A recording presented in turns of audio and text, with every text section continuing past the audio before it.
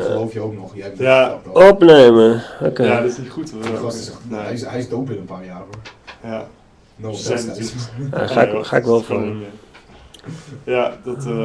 Ja, wat het wel is met deadlines denk ik en zo, zeg maar, je kan in principe je deadline vervroegen van een uur of zo en je altijd een uur op de dag geven waarin je zegt hier ben ik voor mezelf bezig. Ja, Maar een uur werkt voor mij niet om gefocust bezig te zijn. Ik heb sowieso een half uur nodig om in zo'n bepaalde vibe te komen. Ja, precies.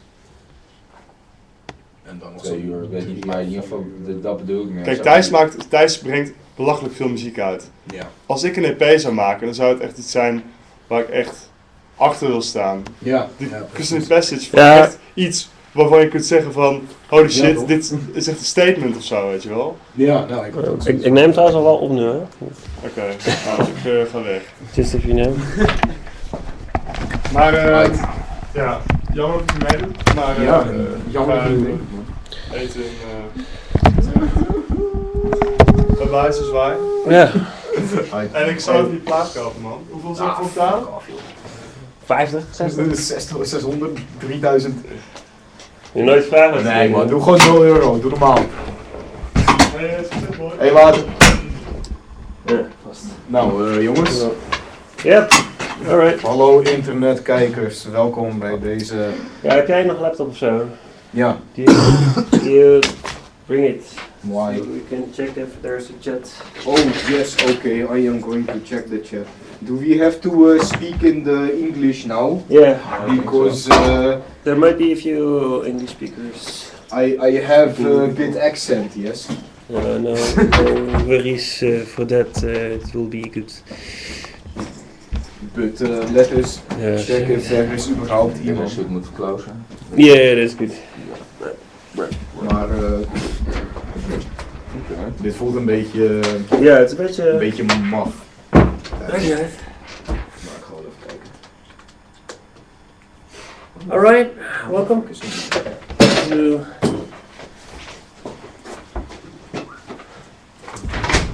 So, Think Tank Meetup. let's hereby decide that we fuck computing everywhere and we're going to talk about money and women. You'll be looking at it from that context. That's nice. You'll be looking at it from that context. The computing everywhere. Uh, Let's just go to bed now. Maar Thijs, ik stel voor dat we eerst even kijken of er überhaupt iemand kijkt. ja, even checken. Ja, ik ben bezig. Dat kan je niet zien nou. dat kan ik wel. Er zit toch chat, weet je zo'n Ja. chat dingetje naar weg. Chat. Ja, misschien kan je zeggen iets van, als daar iemand is, zeg iets. Ziet er zeer leeg uit. Voorlopig. Ik ga hier wel naartoe, hè? Kom je vandaan? Amsterdam. Ik ook. Dat wordt ook naar Den Haag. Je wilt het nummer van Jannek anders.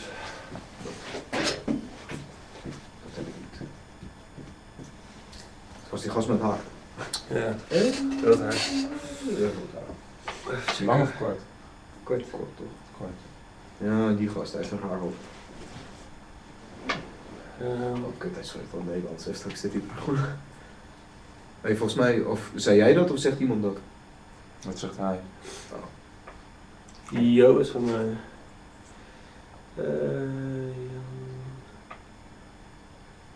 Ja, Waarom start mijn laptop niet op? Oh, ja. Nee, ik heb geen nummer van hem. Oh god. Waar is dat Flux? Of, Ja, ja, Flux. Flux is awesome. Waarom mijn laptop niet? Op de Flux. Ken je Flux niet? Nee. Dat is wel tof. Het corrigeert je laptops en kleuren naar de... Oh ja, nee, dat is wel, ja. Dat heb ik zelfs op. Maar in dit geval gaat het wel erg sterk.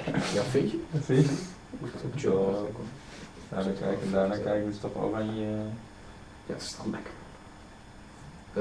Anyway, ik heb een probleem. Wat is je probleem?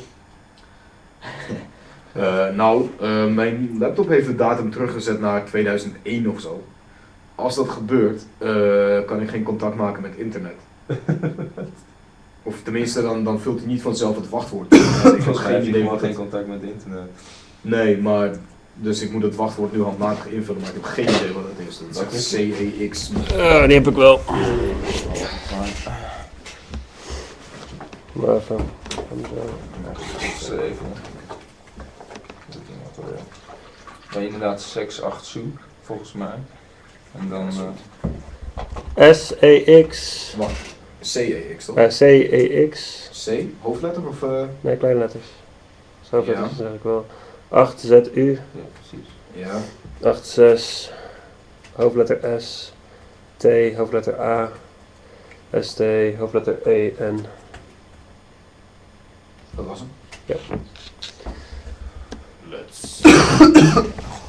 Hoofdletter EN of hoofdletter E en dan een N? Hoofdletter E en dan een N. Gewoon. Ja, hoofdletter E en dan een N. Dat Kleine. heeft hij wel gedaan. Volgens mij heeft hij het ook. Ja, is het online? Dat is wel normaal. Mm. Ja. Right, maar Hoe check je dat? Waar is die... je kunt via de Soundlinks website volgens mij. We are the Soundlings, a growing group of audio... Kijken we Think Tank Meetups. eh, En dan kijken of je naar de chat kan. Kijken... bla bla bla. Zal ik even kijken? Nee. Dus sound, social events, what the fuck, waar staan die think tank dan? Bij iets van Recent Events of zo. Zie je er ook zo'n eindje staan. Bij? Recent Events of zo. Je hebt helemaal geen recent events. Mag ik even kijken?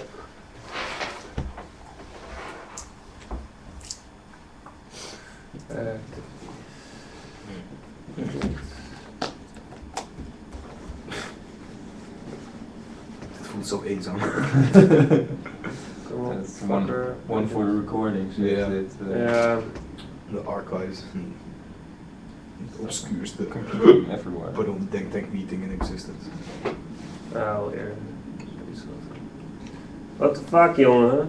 Is jouw internet gewoon echt zo fucked of... Maar loopt hij gewoon vast. Nee toch? Klik er ergens op dan. Wavefronts. Gewoon. Waarom? Oh, heb je hier onderklik niet aan staan? Of? Oh ja, nee, die is kapot. Ja, helaas. van, Moet je eens raden hoe dat is gebeurd. ja, vast. Ja.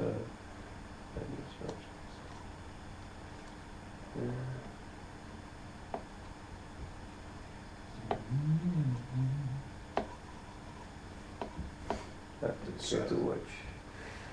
Kijk of het werkt.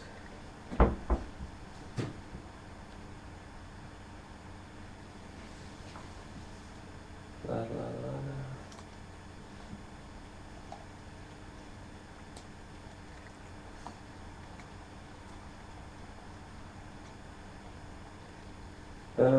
Ja.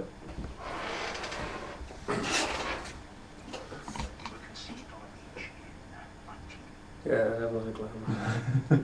Maar volgens mij is die leeg, inderdaad. Heb ik het idee. Ja, volgens mij ook. Maar we kunnen volgens mij wel gave feedback doen maken. Talking about computing everywhere. Zal ik mijn laptop er ook weer even bij pakken? Nou, dat kan wel helpen om onderwerpen te bedenken. Altijd YouTube opgaan en zo. Hm. Wat wou je precies behandelen eigenlijk met computing en voor... Ja, het is een beetje jammer dat degene die het in Engels doen, mochten er mensen dit al later gaan kijken. Alright. So the person who came up with this subject is Jonathan Reus, who's right now in New York, Oké. and I think it kind of refers to the idea that nowadays, yeah, it's the idea of computing something is getting more and more embedded in almost every way in our society. Like you used to have like maybe one computer in your house at any given time. And that is really specific purpose, not. Yeah, also, but nowadays it's like even your damn coffee machine already has chips inside of it, and there's some computational stuff going on inside it, and everybody has, a lot of people have smartphones, iPhones, which are basically computers in themselves. Yeah, small ones. Well, small ones. There's like it's more powerful than all the computing that was used to get a spaceship to the moon. So it's Mm. actually quite powerful, and yeah, it might be interesting to have a discussion on what we as people who work with technology and work with computers, how we handle that situation. Like, what is it a good thing that that there are so many computers nowadays, and that almost everything you do in your daily life has to do with interfacing with computers and interfacing with devices and with that kind of ideas. Are we basically sort of turning into computer users instead of human beings Right. in our society? I think these are kind of the sort of ideas that we could discuss. Yeah. Also, how can we use that in our art practice, like whether it's game design or, from my background, would be more instrument design. Like how can you make use of that? And what role does the computer play in your process in that way? Yeah, exactly. Yeah. Okay. And either making it or creating interfaces for an audience to interface the computers. So maybe it would be good to find some sort of angle to get some discussion started. Mm-hmm. One thing might be like the thing with mobile devices. I'm personally noticing that there's a lot of people that I know have these mobile devices like smartphones, and I'm noticing that the time they spend looking at them in their daily lives is like really big. Like it's almost hard to maintain a normal conversation with someone without them checking either Facebook updates or whatever apps they have installed. And I think there are really like two sides to this. On one side, it's sort of interesting that we have access to so much information, so much data, and on the other hand, I think it sort of deteriorates our attention span to other fields of life. I'm not sure if I agree with that, because interesting story. A friend of mine has two sisters, I think, and he told me a funny story that when they're watching TV, watching cartoons on TV. What they're doing is switching channel every minute or something and watching 2 or more cartoons at the same time. So I'm not exactly sure about how that works with how much of every cartoon they actually follow. But it does show that there's a shift in focusing really hard on one task and switching over to multitasking with the newer generations. Yeah, but does it also imply the same sort of depth? I mean, I could probably easily follow 4 or 5 streams of information at the same time, but and I would follow the general idea, but I'm not sure if I could really really become like the type of thinking that really requires concentration and attention. I think that kind of concentration is getting lost. well, maybe that's just changing. You know, because if you remember when you were watching cartoons, you would follow, you just watch one, maybe until the commercial, then switch to another one, and switch back again.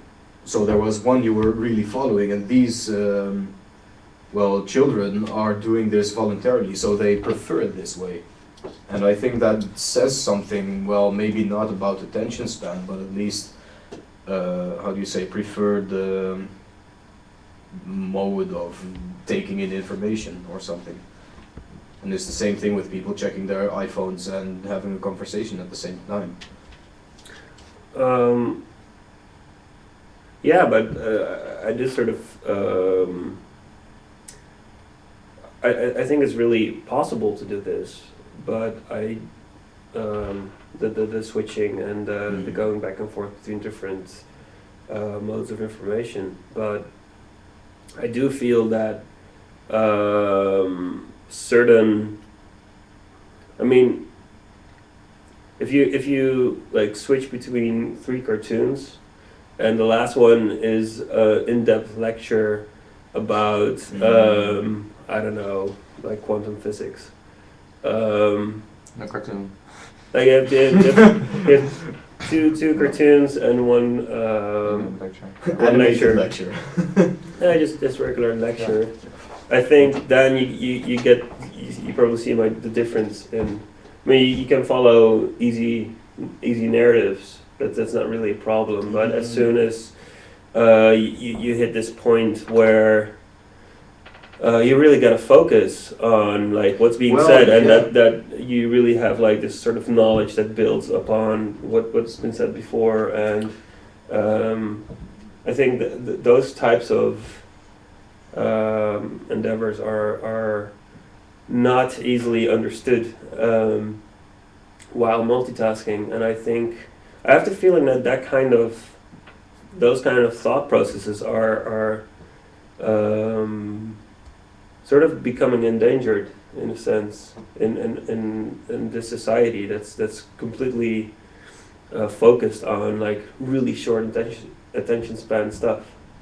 Yeah, you would think that, but it's like what I noticed, for example, with my sister, who uses BlackBerry a lot, but she studies philosophy, and she has all kinds of philosophical debates over WhatsApp, while watching a movie with me, or while we're having dinner, that kind of stuff. And I think in her experience, she's perfectly capable of keeping track of things. Only for the person that's not doing that, those are feeling a gap because you don't have her attention the entire time. So for her, it's a continuous, ongoing thing.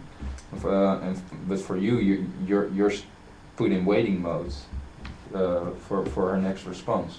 So you might get that feeling that way, but I don't think that's that she is less aware of the things that happen around her while using it. To be honest. Yeah. Well. Yeah. I'm kind of interested to see like.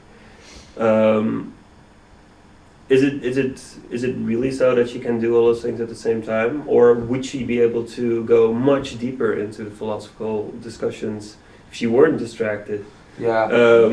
It's of course impossible to measure such a thing. Yeah. So yeah. I think that's one thing, and I think the other point you made was also really important, like the sense of being put into sort of. You have to wait for the attention span again. I can clearly remember one day I was walking with 2 other persons, and each of them got a phone call.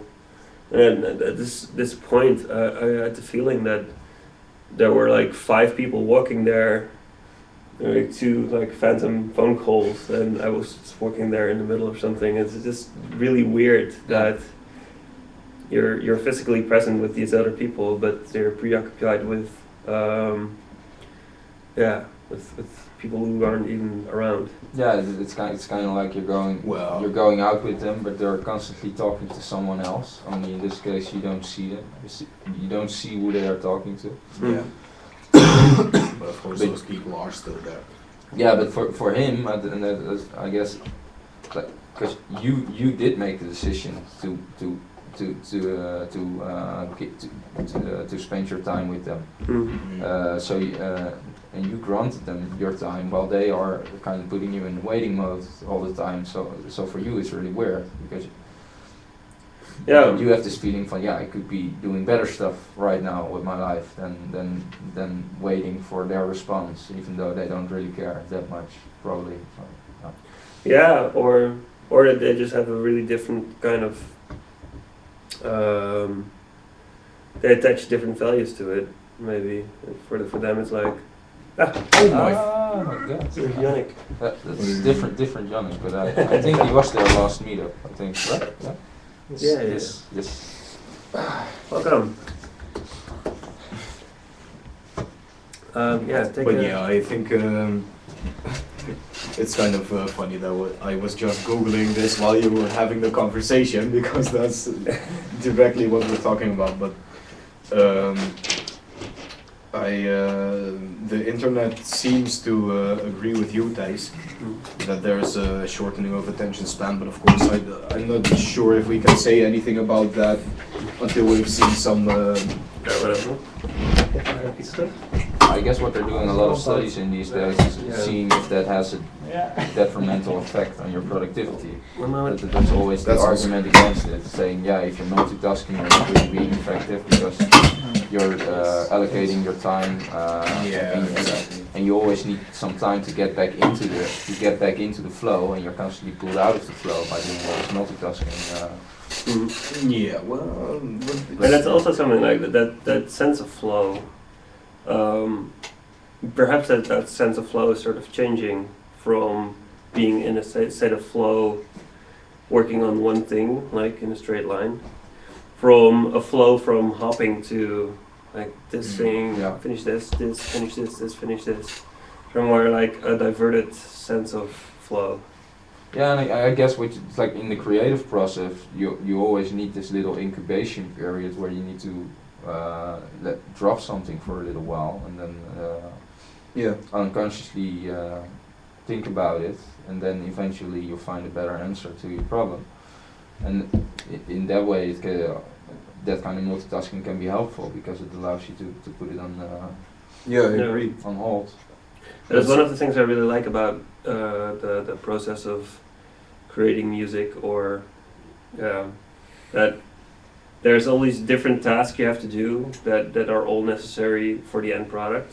So one time you might be cutting samples, the other time you might be recording, some other time you might be coding some software for some manipulations.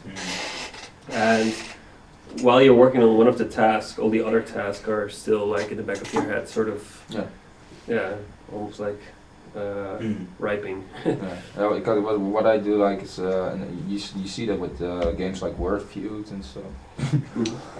That's gotten a big rise. People doing basically playing or doing an activity for a really short period, but constantly coming back to it. Playing a game over a really long period of time, but in really short play sessions. What I play is chess, but with three colleagues or something, and we just send each other moves. It's kind of the same as when you were playing chess over the email, or with letters. You would just send your next move over to them. And what I do notice is that little time that I'm thinking about a move, and then most of the time it doesn't really go wasted that much. It doesn't really hinder my productivity during the day, because most of the time I'm waiting for something that's loading or something. That's when I do that. And because I have that smartphone, I can kind of assign the use of the time of that to that phone, and the moment I put the phone away, then I'm really working and then I'm really focused. I don't have Facebook on, for example, on my work at all. Just have music on, and sometimes I check a news website, but I try to stay away from social networks while I'm actually working.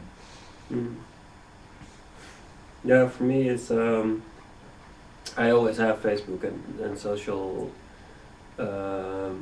networks on.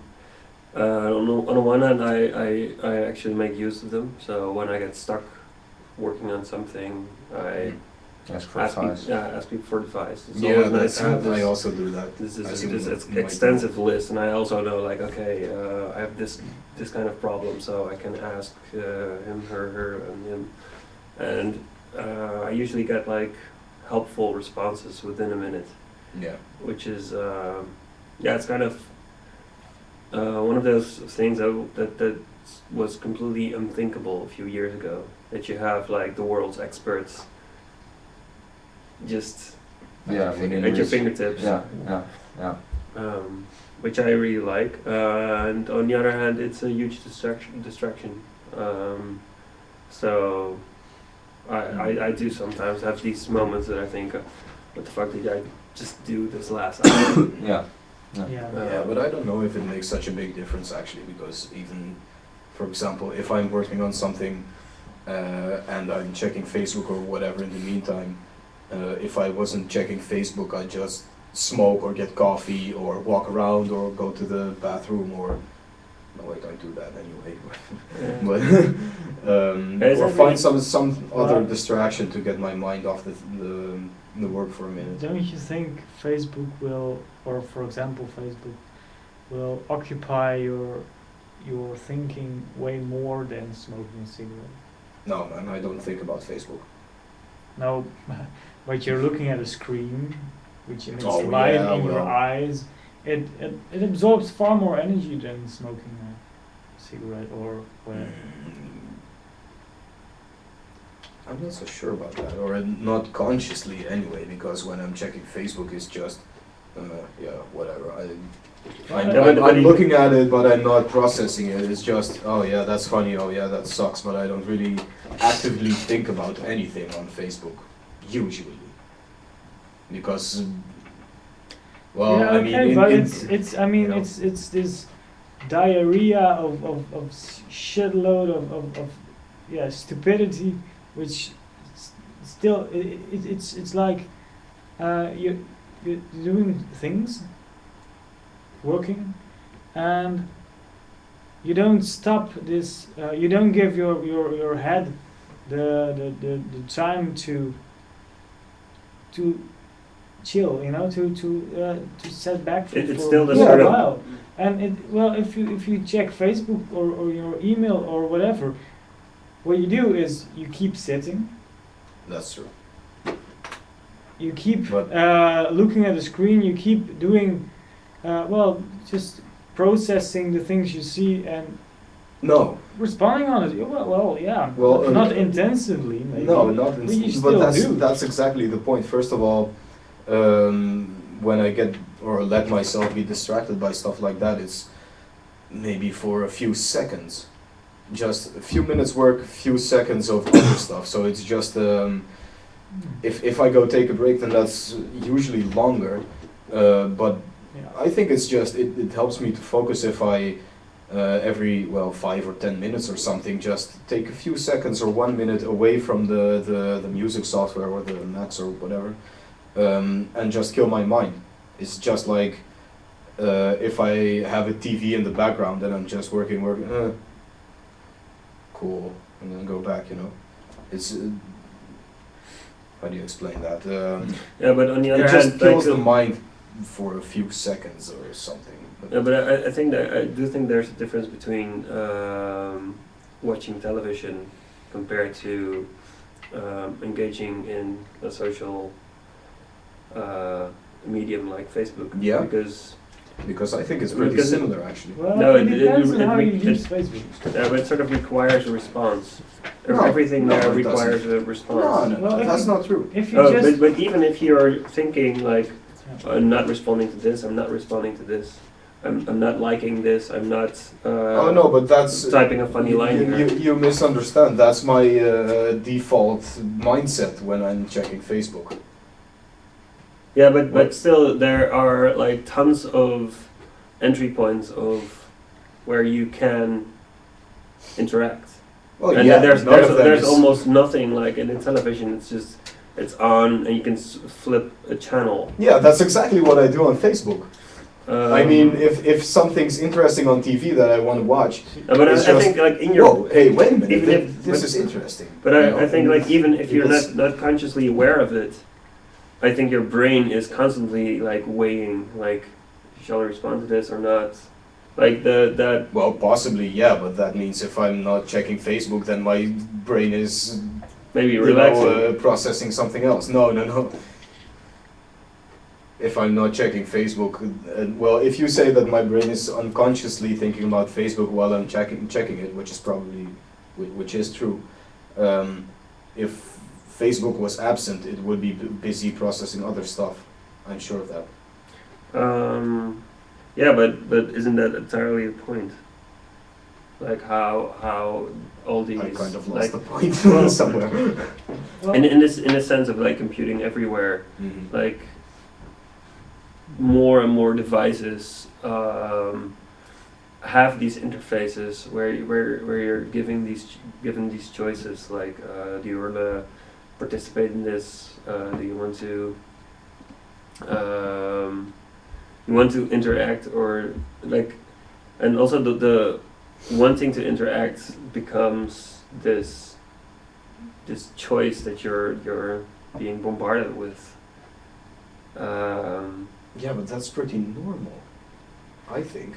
I'm not sure if that's I normal mean- compared to like 5 years ago. Well, no, of course not in that sense. Like but I it, mean, it has become normal, and Well- that might be the entire point.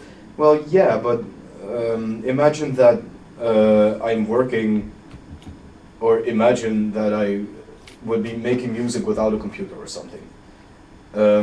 Eventually, when I decide it's time to take a break or something, no, wait a minute. Well, what's the Maybe- last time maybe you had- that's not a good example, but What's the I last mean- time you've had like complete silence, nothing around you, just you know, in my head, in your head, just experiencing that. depends on what you internal or external. That's a pretty Both. big difference. Both. Externally, well, I have a pretty quiet room, so every night. In my mind, I don't know, man. Well, Can't remember. what goes through your mind when there's nothing on? Well, just Nothing, no TV, no music, no. You just hear the street sounds around you. no, I don't hear street sounds. Then there's absolutely. Then you hear the birds singing or whatever. Well, yeah, okay, something like that. Well, no, just thinking about the day and the week and just jumping around, processing random stuff, you know, memories, or thinking about the future, or thinking about musical projects or other projects, or what I'm gonna have for dinner, or what I had for dinner, or you know, Yeah. random bits of information, just like Facebook. Sort of. My mind is a bit less fucked up than Facebook, unfortunately. But so you know, it's the same thing if I watch TV. It's just you're just switching through it, but in the meantime, you're thinking about random snippets from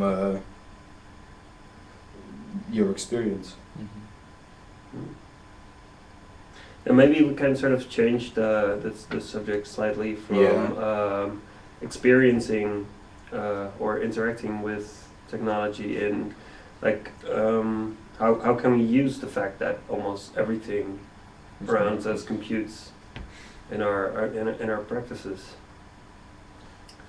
So right now it's becoming well, basically easier by the month to get your hands on like small computers that you can build into either projects or instruments or installations, or probably also in the field of games, like Smartphones, tablets. It's like the main focus right now for any company that wants to reach more consumers. Yeah. But that's pretty straight. Like those developments are pretty straightforward in a way. It's like the computing power just gets better. Eventually, you're going to see bigger games on those platforms. But what you do see a lot on tablets as well are really small little applications, like for example the you have this application where you have these glasses and you can make sound with them or stuff like that. So you have all these small experimental applications in there as well, and all that becomes quite accessible through those devices. I don't think many people would look for those if they weren't as easily accessible. You probably are able to get those on PC as well, but yeah. So yeah, I guess you see that that kind of developments grow. Yeah. I'm really curious, like, it's really so easy to, if you have a computing device, to be able to make it communicate, like either hook it up to a router in some fashion, or yeah, build in some form of Wi-Fi. And Oh, hey, Artem. You see that in houses. That's like the houses they're building for the future are really connected by technology in a lot of ways. Like I don't know what that is. like well, you have those futuristic futuristic examples, I think, where the kitchen is automated in a lot of different ways, or you talk to your shower in order to turn it off, that kind of stuff. yeah, but I think those kind of interactions are still like really sort of Surface based. yeah, like. It's not really interacting, it's just Yeah, it's adapting. But I'm sort of more interested in what would be what the possibilities would be if you have this giant network with computing devices like literally everywhere. What kind of projects you would be able to do? Like if you'd be able to tap into that cloud of CPU. NASA is doing that, right? Yeah, that's also. You already have some projects that make use of that. NASA. Yeah, NASA does it with your computers. It's like you can put this application on your computer and Yeah, that's Oh, then that render space RAM, images. yeah. Oh and stuff. yeah, you also Yeah. have those computing Pi programs and stuff. Yeah. Yeah, And, that's yeah. more like crowdsourced information Yeah. processing. Yeah, but what if you could do that like on a like a scale? I mean, they are already making use of that because there are so many computers. Yeah. But just think about the possibilities. If even your coffee machine and your shower and your Are all processing NASA oh, images. no, but yeah, NASA images would be one thing. But what kind of games would you be able to develop around that, or what kind of I don't know, art installations or instruments? Yeah. I guess it kind of depends on the purpose It's- that it has. What you use it for. Is it like Yeah, but isn't it basically the same as what you can do now? Uh, For example, no. I don't believe look, for example, what Marij was working on, the NPolyTope. Mm. That's, well, no, actually that's a bad example, but okay. imagine that you have these little computers in everything everywhere around you, and you can tap into them. That gives you X processing power. Why is that not possible today? By it is enough stuff. It is becoming possible today. It's just there's a difference in scale, I think. Well, yeah, of course, but And scale, sometimes size matters. yeah, well, that's true. But I mean, theoretically, if you link up enough stuff today, then you can also get similar results. Yeah, but it's more about the principle, I think, or yeah, but so, sometimes if you maybe look at it from more like a neural network idea, you can actually change the entire approach of thinking. From I would be there's this in computer programming. There's this long tradition of trying to make everything you do as efficient as possible, and if something isn't really necessary for a task, you either get rid of it or make it so efficient that it Mhm. like almost works. I would be really interested in designing systems where everything is kept, and there could be tons and tons and tons of redundant stuff still happening, still being calculated, still computing, and maybe like 200 iterations later, that branch that wasn't really efficient in the beginning has like been evolving into something else that you need later on. Okay. And in that sense, I would really be interested in creating these sort of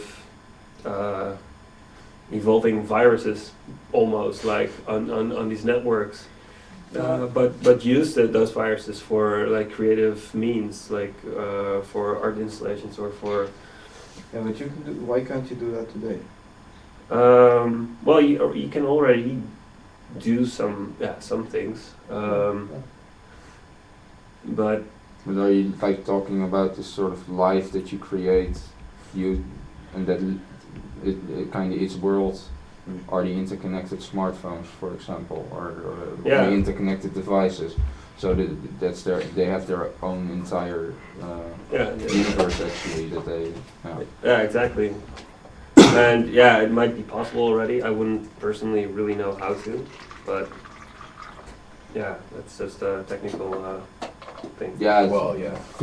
kind of feels like a virtual world in a way, obviously. Mhm. And then Yeah, but that's kind of the same thing as Second Life and stuff, for example. You know that? Second Life. You know that? Yeah, I know it, but I was actually thinking more about nanobots and Oh. the swarm computing and Alright. robotics and stuff like that, you know. Yeah, I mean, it looks like technology is heading that way. yeah, Some that's directions that's at also least. the reason why I find it interesting that there seems to be a tendency in that direction. Who is Artem? Artem? Like when he's doesn't matter what's being said online. No, well, Artem is talking about there used to be a project to run a chess program on distributed environments built on browsers of visitors of a website, but it seems to be dead now. But I was just wondering who are you? Who is Artem? You can type. Well, I did. He says. with Okay, response. whatever. There Oh, could be like- other people that we don't know. One interesting or like interesting thing that I saw a couple in past few years was like I know some students that started a little game company called Flambeer. I don't know if you heard about Glitch Hiker. Ever? Yeah. But the idea of that was really powerful, That sounds and it kind of works. You heard about it? No. No, but It's like that's a good name. well, it was made for the Global Game Jam, which is like a 48-hour video game development competition. More of a gathering actually, but there are a lot of prizes involved, so it becomes a competition. It has a central team, and for that project, the team was Extinction. You can do whatever you wanted with that. But what they came up with was a system that needed to stay alive, and the players could either cure it or kill it. If they performed badly, then the system would lose lives, and if they the better they performed, the lives it would actually gain life. And as the system grew more sick, you could see that inside the game itself, and eventually the system died because people weren't able to. Well, what I personally thought was really powerful about it was also that when you say the computer died, the code was rendered useless. Yeah. After that, you could not restart the game. Yeah. It was like Well, it has been played once. It deleted itself, Yeah. and you can still play the game, but you can't play it with the system. The system itself is dead. Someone managed to hack the game out of it, so you can kind of actually play that, but it Yeah, doesn't but it completely work. was meant to be just the last time Yeah. anybody ever played it. It was Yeah. just was there, it existed there. Oh, that's cool. The system died, and yeah, that was the end of it. Yeah, and was Oh, that's kind pretty of cool. was kind of a shame that it died so fast after the gen, because people just weren't able to keep up, and I think they didn't give it enough lives, because if that thing, No, I think it's just really powerful that it If it just had- dies and becomes legendary. yeah, It's but much it- more powerful yeah, than but- it lives on and becomes just another boring game. Yeah. Yeah, but if it had gone viral, then it would probably have been smashed in terms of lives that it will lose in an instant, because so many people would be playing it. But what I would have liked to see is if it would actually been able to sustain itself. Because obviously you lose faster in a game than that you win it most of the time. Most of the like video games built on learning new things through mistakes, so you need to fail. Mm-hmm. But in this case, failure is has a pretty big effect. People were actually scared when playing that. They were scared of actually playing the game, because It was they were gonna ruin it for everybody else if they were. Yeah. It That's was cool. interesting. So if you're talking about connecting systems in the, connecting with systems in a way. yeah, it's quite cool that people felt that responsibility Yeah. towards code. Yeah, that's pretty cool. Yeah. So in that way it becomes more of a spirit in your imagination. So I thought it was a really powerful idea. It was executed really well. So that's pretty interesting. Yeah. But you maybe have some other ideas of what could be consequences of having computers everywhere. Me. It doesn't bother you, right? At all, actually. Having Well, computers everywhere, you never think like, well, again. Sorry, I missed it. Does it ever bother you that you're surrounded by computers? Oh no, not really actually, because why it's I see it more like a sort of natural evolution. It is. Yeah. There are of course there are dangers. For example, if electromagnetic pulse explodes above us, then we're all screwed for the time being. But I think if all depend the, on it a lot. I mean, yeah, no. of course. But I do I feel mean, that there's a bit too much faith in the digital revolution. No, I don't think it's such a problem actually. Well, I mean- for instance, like I'm not usually that much of an activist, but when the voting system in the Netherlands was turned digital, I was like, that, and it's already has been reversed now. Like most places you vote now in the Netherlands is by hand again, but. I think there are a lot of people that sort of don't think that much about how easy it is to hack into systems and to change it. Yeah, but And there's sometimes too much trust in it. Like Yeah. for instance, the entire banking system is like 2 hacks away from. yeah. Well, Yeah, that would be but- sort of like world But trust. you Same- know- you know- well, the same was with credit cards fraud. Yeah. But the credit card companies just, they have this buffer of money for every fraud that's being, and they just keep, they just have extra money put aside to keep on going with their Yeah, but there's. way of. I do think there's a kind of danger there where there isn't a link anymore between. Oh, you can take. Yeah. Between actual value and what kind of money there's around digitally. Yeah, virtual money. That's been here for ages already. But I think that the thing with, for example, the online banking and the dependency and the voting, even though it was turned around again, I think this is more of an era of transition where the digital world is not fully stable yet, But I think that shows more, or that tells more about the systems which don't really work, like banking and voting. I think it tells more about the systems themselves than the digital technology, because the computers are just a tool, and if they, you know, you might say, of course, people underestimate or I don't know, people are not aware that it's that is how easy it might be to hack into these kinds of systems.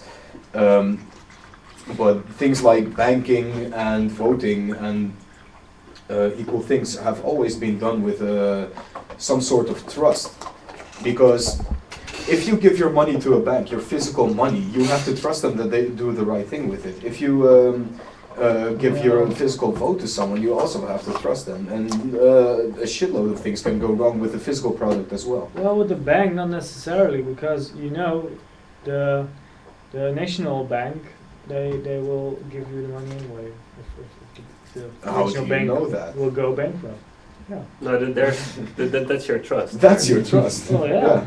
No, It depends, because they got a lot of cash that doesn't exist, but that they're counting on for like Yeah, well, I think there they are make millions, investments and they count on the return of those investments, and that's how they keep their Yeah. money going. yeah. So if that system fails, Yeah. in a way, then you're fucked, because it's like well, if they have the money, they'll give it to you, but they probably won't have the money.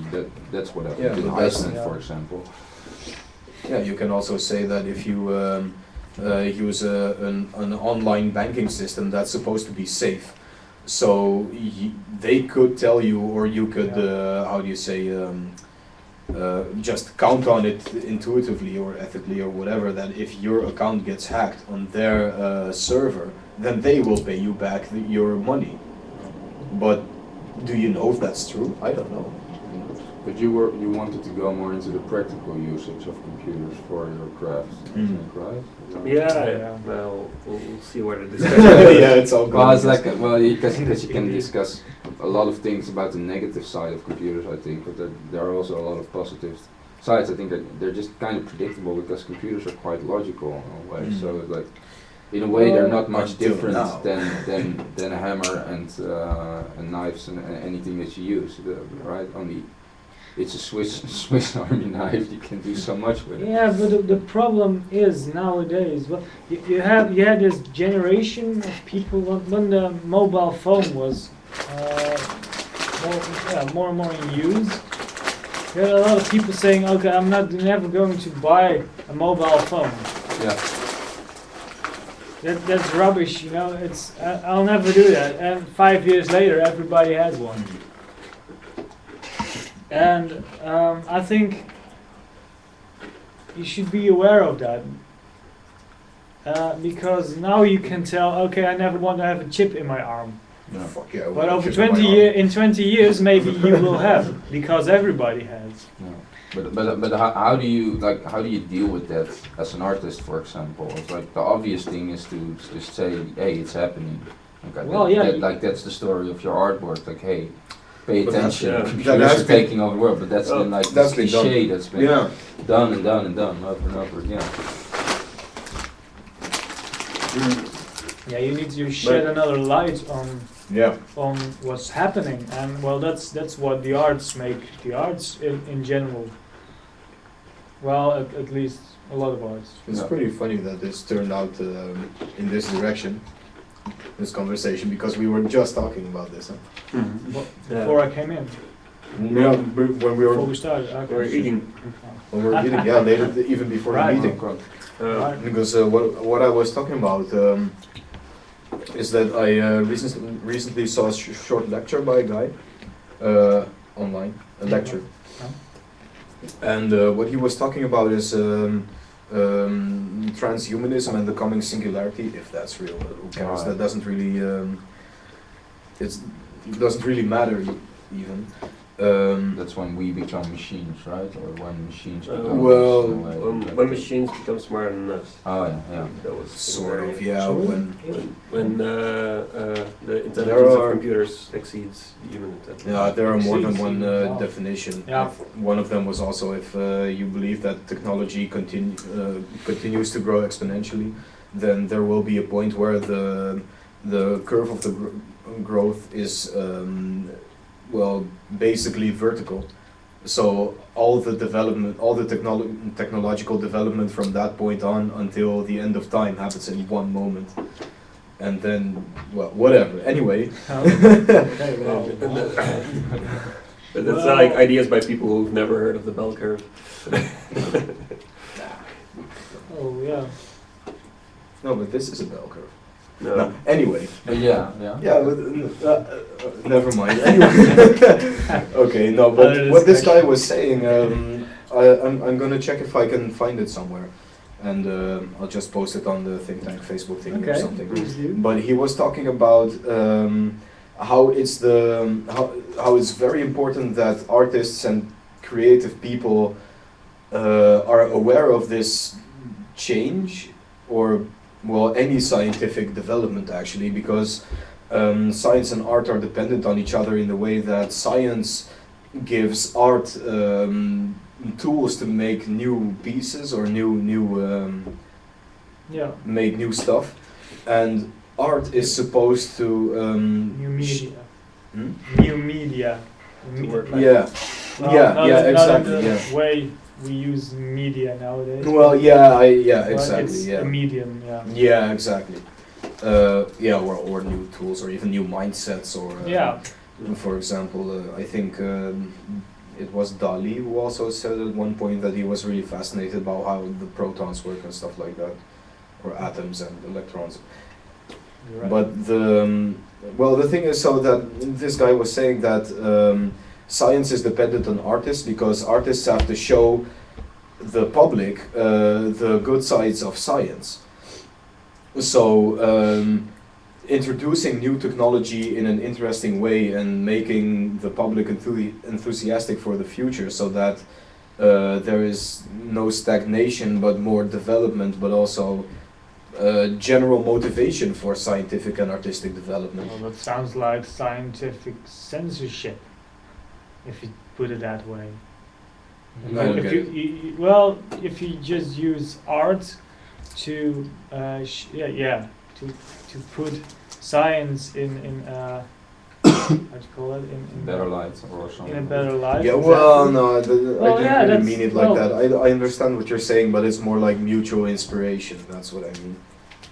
Mm. And Yeah, I think that's also. well, yeah. You mean it's not a conscious evolution, but it happens because Mm. artists will use new technologies anyway. Yeah, but yeah, but the opposite also happens because art can also criticize science. Yeah. For example, yeah, I think it might be a good way to for art to see science generally as a positive development, as something optimistic and a way to the future, and we'll reach the stars and all that stuff, but with a slight hint of cynicism and showing also what if it goes wrong. So I think they're both important. I mean, either way, art, well, the way I like it is not always happy. I like the dark stuff. So that's the cool thing, that you can make the public aware. Well, if they enjoy looking at art, in any case, that there are good and bad sides, and show both of them and make them bigger and trigger emotion. So that's you know. There isn't good or bad science, or good or bad people. Yeah. Well. Okay. Right. Yeah. Well, Okay. that- Well. Yeah. But Yeah. of There course, is of bad. course. There's Bad bad science, uses. but Yeah. Right. Yeah. Yeah. Well. Okay. But you know what I mean. I mean. No, but I think That's more your thing.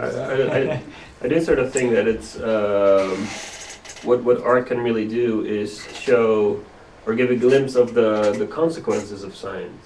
Yeah, exactly. Like yeah, if a scientist researches something and comes, okay, so this is the conclusion. Sometimes the conclusion can be very sort of abstract in a sense. Like, so this equation tells us something about this phenomenon, and I think for a lot of people that's like, okay, no idea. And an artist could take that as an inspiration and sort of show like Yeah. what that actually Yeah, means, yeah. or give some context to it, in order that the general public might think like, okay, so Yeah. So This is what it's becomes- about. It becomes less theory and more, Yeah. Yeah. more knowledge and more, Well, like not more. necessarily knowledge, because No. if Awareness. you take, for example, the chaos theory, and artists The what? make up the chaos Oh yeah, theory, yeah. and you have these mathematical equations, and well, yeah, that's really abstract. And you have these artists who make sounds or music out of it, or these visuals. Yeah, sometimes you have these visuals. Yeah, they can really tell you about what a chaos is, but most of the time it's just because it looks cool, or yeah, it's awesome, you know. And Well, yeah. so That's true. you can have Yeah, both. but- Yeah, but still, I think if you use the chaos theory in an exciting way in a piece of art, for example, you really Yeah. show in your video or music or whatever that there are periods of stability, for example, in the visuals, and then at a certain critical point it goes all over the place. But that's, first of all, that's a valid spanningsboog, how do you say that? Tension curve, I guess. It's a logical development in a moving art piece, and besides that, if it also looks cool, and for example, before or after showing the piece, you explain, well, this is based on the chaos theory, and that's just give a short explanation. People might think in the audience, whoa, that looks cool. I'm gonna look up what this chaos theory is. By the way, why are we making such a big distinction between scientists and artists? I didn't start it. Because Oh, well, no, we just I honestly But think you're that right, there's yeah, you're right. there's a really big difference between the practices. Yeah, I agree, actually. Well, the funny because- thing is that I think they both result out of experimentation, and that Yeah. isn't that much different. That's true, that's true. Kind No, of Creativity. what they no, do no. with it afterwards is It's science isn't Yeah. science isn't just experimentation. Like experimentation in science is it's also you evaluation. you study everything that's to know about a subject. Mhm. Then there's still some unclarities. You form a hypothesis about it. Then you perform experiments Mhm. specifically aimed at tackling that one thing, and then you write about it, and then there's the entire scientific approach of peer review and stuff like that, and that results into science. But now you're That has just, nothing to do with the creative process. now you're talking about the protocol of No, that's science. the scientific method. That's what science is. Well, Science is a protocol, basically, in that sense.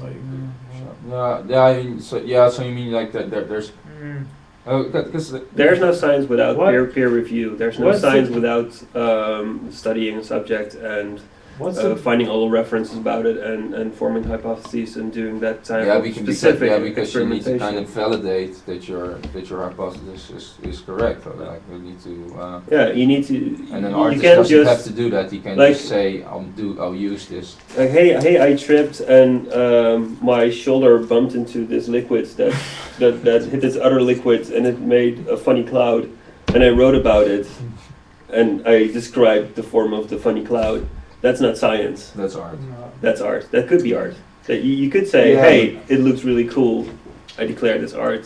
That could never happen in science. No, but guys, just like Yeah. Artem is saying here, actually, that art is also often cross-pollinated with science, and Yeah. of course that's what we're all working with. Yeah. But I think one of the biggest distinctions is also that science, or at least practical science, when there are big new developments which produce tools to or manipulate sound or or video or whatever, then I really don't know if there has ever been a piece of art which demonstrates a cutting edge technology for the first time. You Well, know, that's funny. It's like video games are kind of in that area. It's like that's actually a they really used good to have that used to be like the use of them for on computer or on PCs, for example, or just to push the newest graphic cards and drive the consumers to buy the latest hardware, and the consoles kind of work that way as well. So it's like That's a good point. they have this power, and Yeah. video games are supposed to illustrate what those what their consoles are capable of. Yeah, That's why people purchase the hardware. what you're doing now. So video games are really the merger between. It's like there isn't really that distinction between science and art. It's a merger between. They come together and they inform each other. They can That's live true, without each yeah. other. Yeah. Yeah, that's actually a really good example. Well, yeah, of course, it does also happen with But is it science and art or just technology? yeah, that's Science isn't necessarily technology. No, true. That's very true. yeah. And, I think it's actually a good idea to just Science informs. think technology. about what Well, we're talking about. What does technology mean? Isn't it just about a new technique? Yeah. And well, in the Middle Ages there were also new techniques.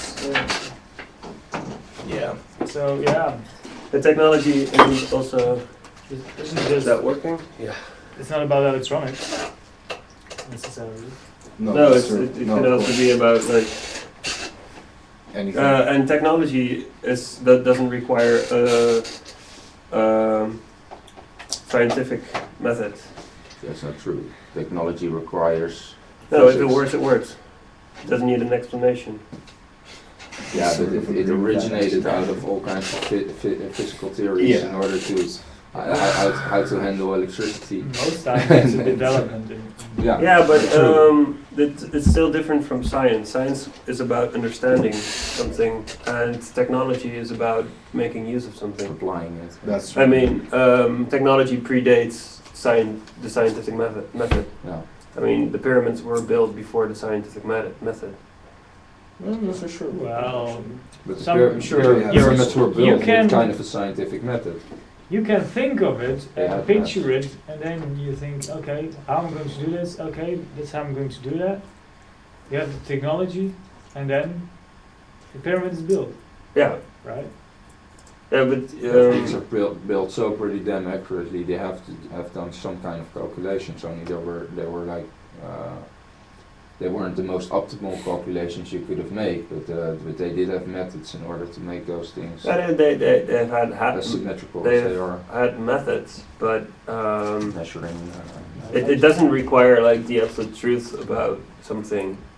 It's about okay, if it works, but it works. maths is also a technology. Math is a technology, definitely, but it has more to do with the practical sense instead of theoretical Math, correctness. not necessarily.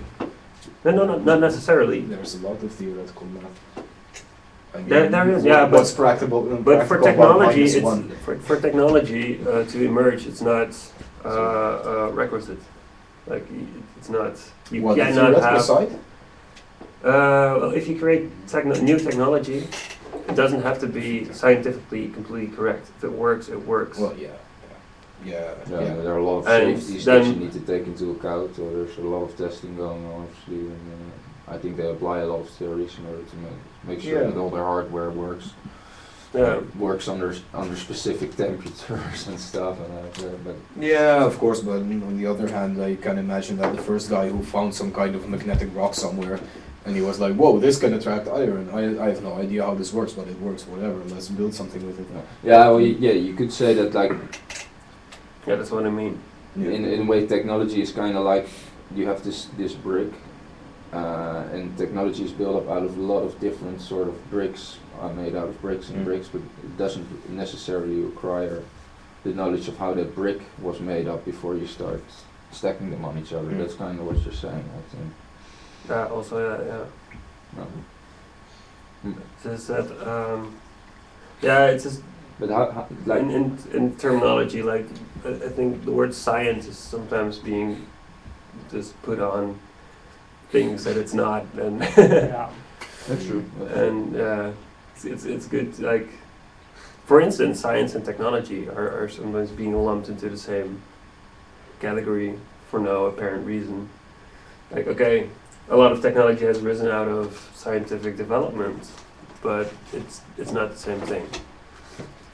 The other way around. Science has risen out of technological Why are development. we Yeah, always like- arguing about definitions so much? New Yeah. science. Well, definitions are otherwise you get this sort of Yeah, loose discussion that's really about nothing. Well, let's talk about like how you apply computing then. Like, let's say you're doing a project and it involves computing in a way. How does that change your thought process, your creative process? Well, yeah, you have to sit in front of a screen, probably. Yeah, that's work. Okay, so it impacts your workflow. Yeah. Well, what I kind of find is that computing sort of has this tendency of making you think that you have to use it. It's addictive in a certain sense. How do you mean? That, well, when I get a new project, I really try to think out of, okay, so this is what needs to be done, and then think of, okay, so what other tools are going to use this time to get to create this work or to accomplish what I want to accomplish. Yeah. But computers have this tendency of like as soon as you use a computer in that thought process, you sort of tend to find a digital solution to your problem and start to think in that way. Like Yeah. like Yeah. if you want to work with a computer to write music, it's very tempting to like to keep on writing What music can on the a computer do? What are the options that I have available from the computer? Like, how can I use those? In the well, most optimal undo way? is a very important one. Oh, yeah. Like I would love to be able to undo things in real life. I just tripped like crazy there, and my nose is bleeding now. Let's undo, and I'm back there again. Or But you'll never trip in a computer. oh, you trip all the time, but you can undo it. Yeah. Well, Well, when You I sort of started have out, a point. if you play an instrument and you make a mistake, you can always play it again. Yeah. Yeah, but then you can't undo it. It happened. it already Yeah, happened. It already. happened, Yeah, exactly, but you can do it also again. happened. The computer does it again as well, That's true. right? Yeah, so I don't see the distinction. Yeah, Why- but But Like, what are you? Sorry. But it's probably less time consuming. But if you're asked to do a project that doesn't involve computing, how does your creative process change? Like, do you look Project to that doesn't involve computing. yeah, Like what? yeah, it is quite rare for me. say you have to actually. do something that only involves whistling, for example? That would be so nice. Yeah. Well, I do think it really sort of changes your mindset into Yeah, but I think also we have to make a definition for computing again. what, because Yeah, it's a synthesizer of a computer. Exactly. What do you mean exactly? I mean, if I start on Fruity Yeah. Loops and I make some cheesy whatever, is that computing or? it's definitely computing. Yeah. Okay. So what's not?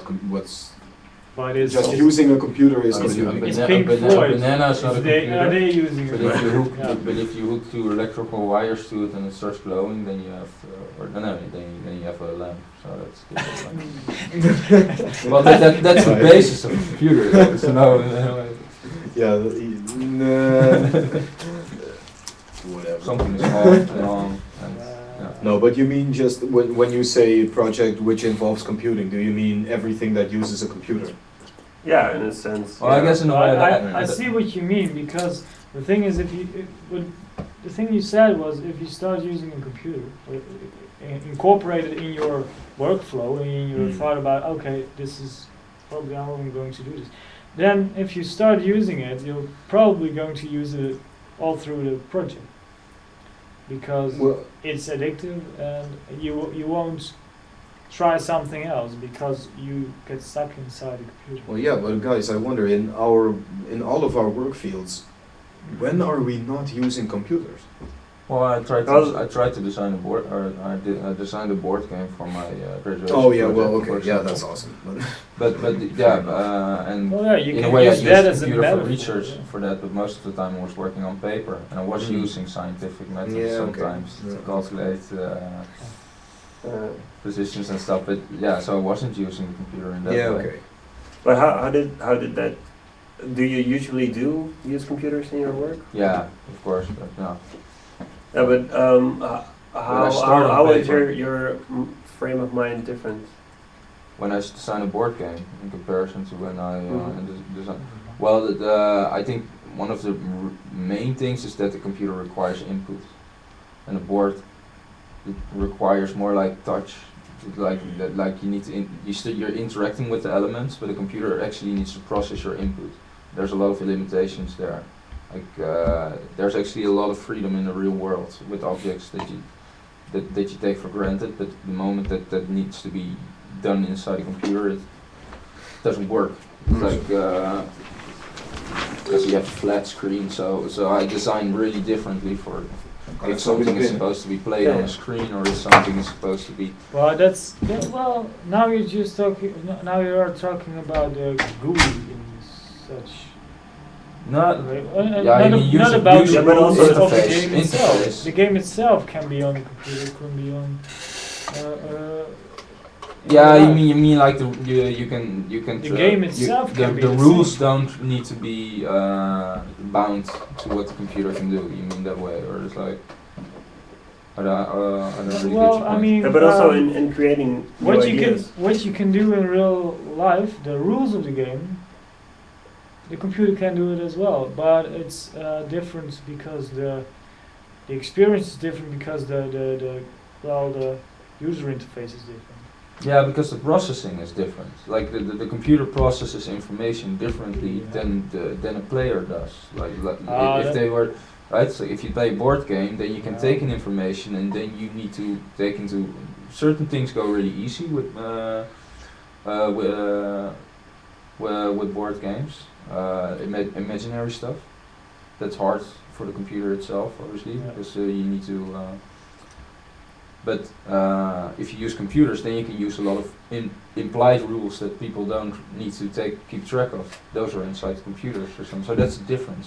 So using the medium in that way is really different. Yeah, but that's only when you use the computer as a person in the game. Well, if you take for example WordFeud, the computer is just passing the information on, and Yeah. it's just a platform. Right? Yeah, it's making stuff it's easier. not- it's not a You bug. don't need to It's keep not this a- notebook with people that send you, hey, I sent you this letter, update your own textbook with this position and stuff. Yeah, so it makes, yeah. Well, I mean, if you play, well, what's a good? Yeah, sometimes you can play against the computer with like a first-person shooter or something. Yeah. You play against the computer. Yeah, then you have what you say these practical limitations. But if you are playing multiplayer online, you don't have that. Then the platform is just different. Yeah, but I think it's not So it's those about are two different things. Yeah.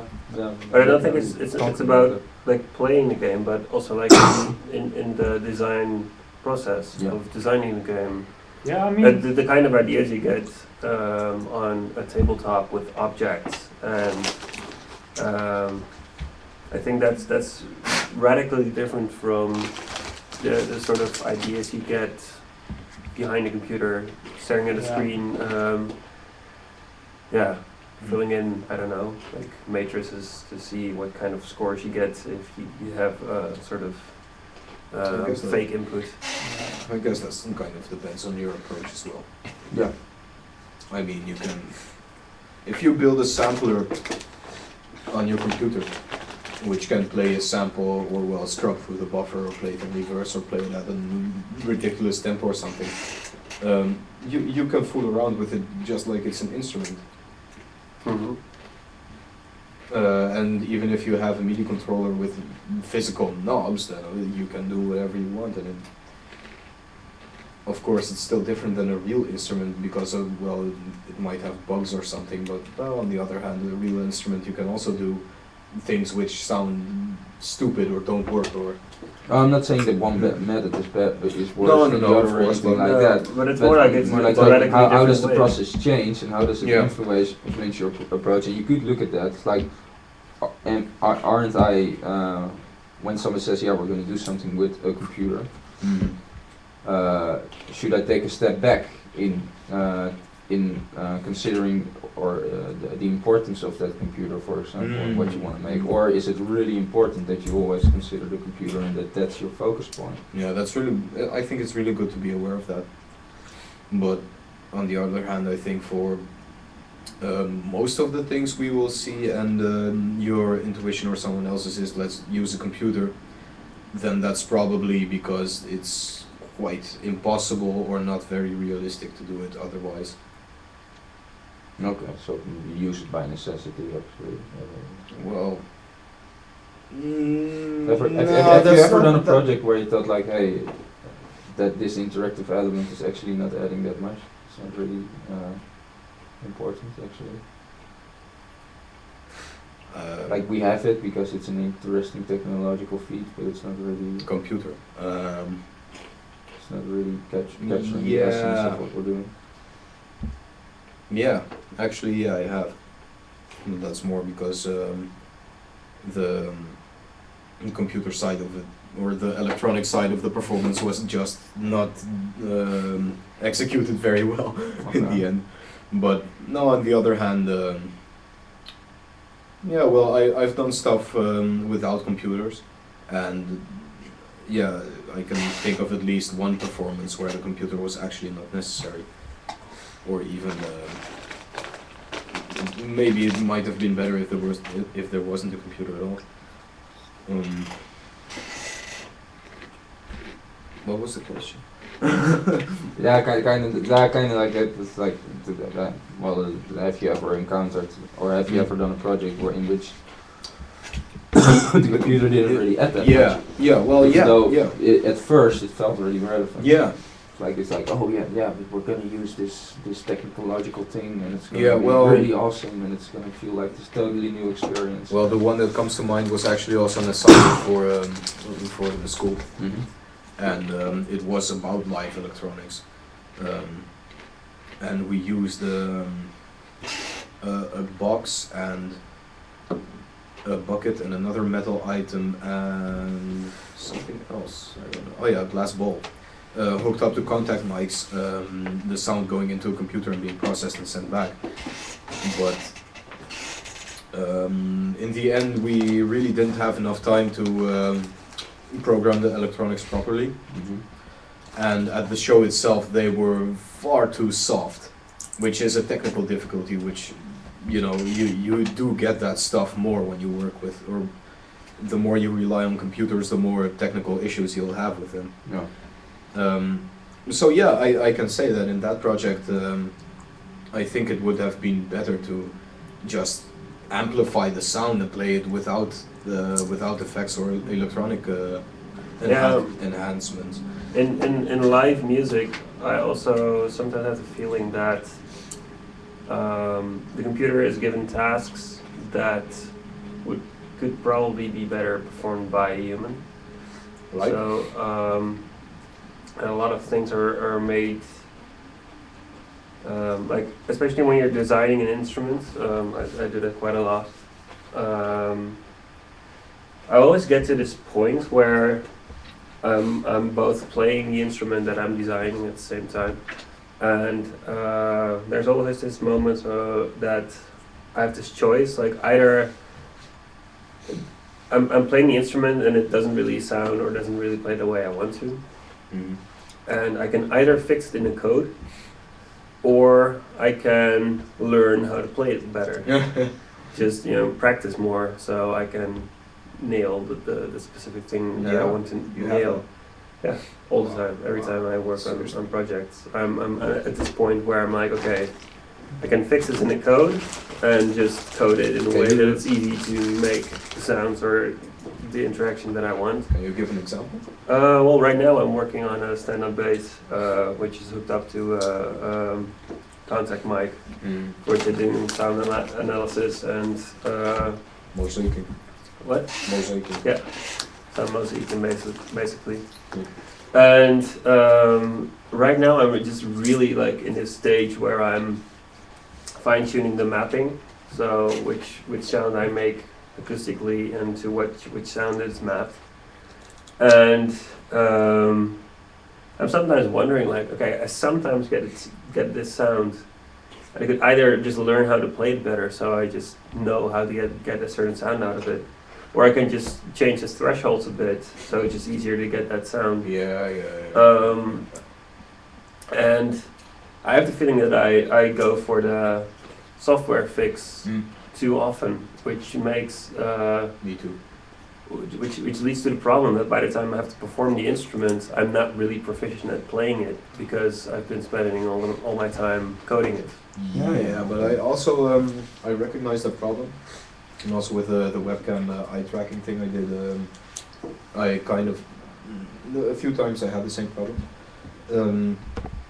But the thing is that usually when I'm working on projects, there's a deadline which is coming way too soon. So I have to agree that I noticed, that the fixing the code seems to be a better solution than learning how to play it. And I think that in the end that might be true, because to really learn the instrument you need, or in some cases I need more time than there's actually available before the performance. Yeah, but it sort of ties in back to that very first thing we were talking about when we just started tackling the problem of the attention span and the time that you have, like, and the division of time you have. I almost have the feeling that it's the computers that want us to, like, just fix it in the code, and you don't have to invest all this time into learning how to play this instrument. Is there not drinken?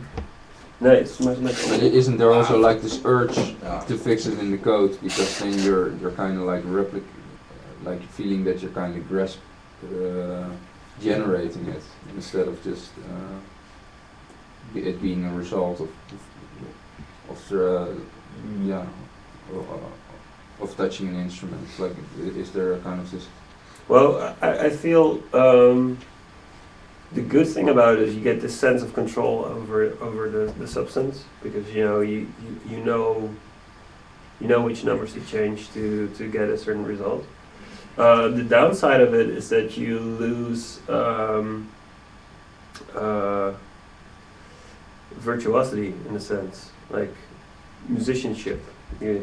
Musicianship is lost over the ability to code, like the level of overview you have as a coder. Like you're the master of that code universe, and you've written it from scratch, and you know every little detail of it. And if it doesn't really suit you, you just change the code, and it works fine for you. Yeah, except that I know so much occasions that I've been fiddling around with thresholds for hours and hours and hours. Yeah, but you build in that possibility. Well, yeah, of course. That's, You have the there's- power to do that. There's always the possibility. And I think that's a different kind of mastery. And I think in Yeah. musicianship, at a certain point, you need to make a choice of leaving the one mastery of like creating the instrument and finishing that, and then go over to the musician side of it, like learning how to play it and learning how to cope with it. And I think that, it might sound a bit nuttish, but it almost feels to me that sometimes the computers try to pull you into like, just code a little bit more, just. Don't need me. No, I Uh, know. I hear a lot of people that have started out being musicians and are now just die-hard coders and almost never make music again. Whoa. They just get stuck into creating these really efficient algorithms and they do really interesting stuff on from a programmer's level, but they never really make any worthwhile music anymore. Yeah, that's a shame. But if those people write really cool effects, then pass them on to me and I'll make cool shit with them. Because seriously, I am totally not a programmer, man. I don't know if some of you, or you might know someone who recognizes that sentiment, but I really don't like coding at all. Me neither. I'm not a programmer, I'm a designer. So Yeah, I just want to make cool stuff, and if there are no tools to do that, then I have to make them myself. But it would be so much easier to have one of those code monkeys which build me some programs and I'm kind of in between. Mm. Really. Yeah, like Me too. Well, sometimes I'm thinking, well, That's it'd the- be nice if I have this big thing, or I have this program, but it can do that and that more, you know. I think everybody has those limitations in software they use, and the other way around. Sometimes I make things myself, but most times simpler things because I'm not really into that. But it's also because I don't really want to be a programmer. I want to be somebody who makes art, or you know. Yeah, So- exactly. It's a decision of where am I going to put my time and effort in, Yeah, and that's a tough one. if I'd like to, I probably can well, maybe not as good as Thijs, but can be a decent programmer if I just put in enough time and effort in it. Yeah. It'd probably take years, but do I really want that? If I really want to have a program like that, I'll ask somebody like Thijs to program it, because he probably wants to use it himself as well. Then. For now, but I think in the future you'll have to really no, pay no. for that. Yeah, but okay, if you really want to have it, Well, yeah, of course, but where are you going to get the money? well, yeah. It depends. You can also say, okay, we can use it together, we can sell it, Well, and, yeah, you know, of course, you that's can always make a deal out of it. Yeah, indeed, or just pay a certain percentage of the performance, which is going to give nothing because you're an artist and you're going to die more. But apart from that, I personally really like both. Like not only the musician side of it, but also I like code. I like the logic of it.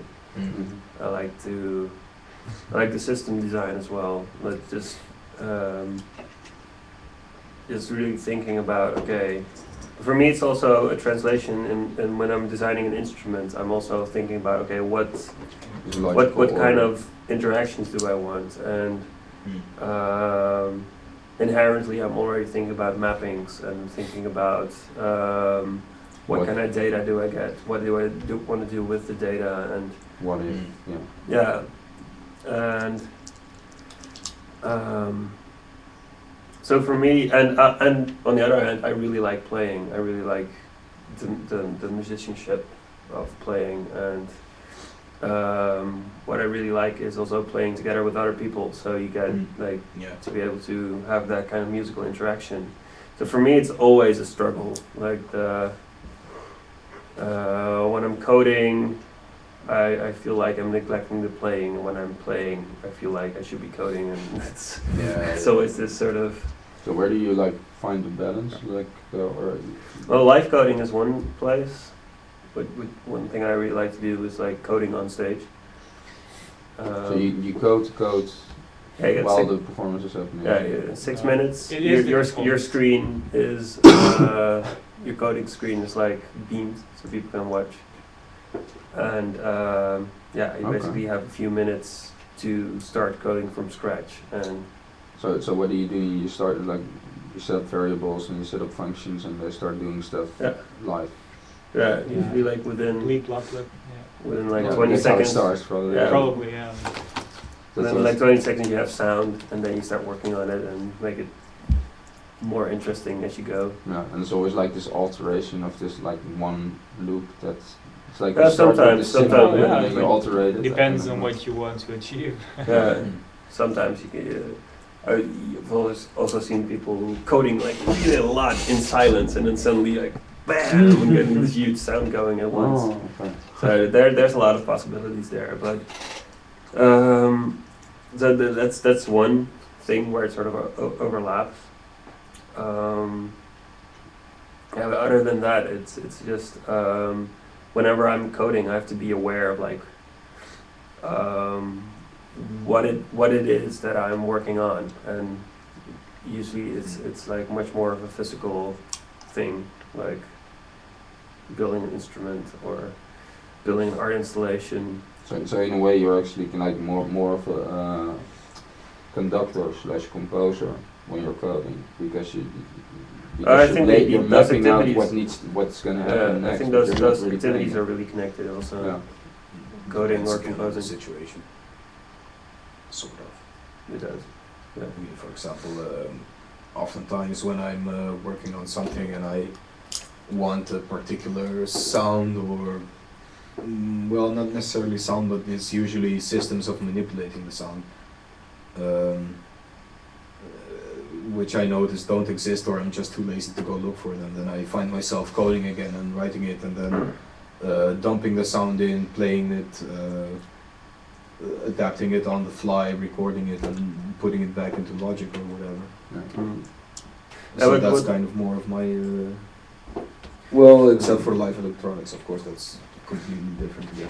But what I'm kind of interested in is that when I'm working on such a project, that I already find the regular laptop as being sort of like demanding in the sense of that it sort of puts me in this mode of wanting to solve things inside of the computer instead of in playing like in real life So activities. Or you could actually like set up a timer during your coding process that disables your coding input. I really, After a I little really while. hate those. I know that there's a lot of those services out there.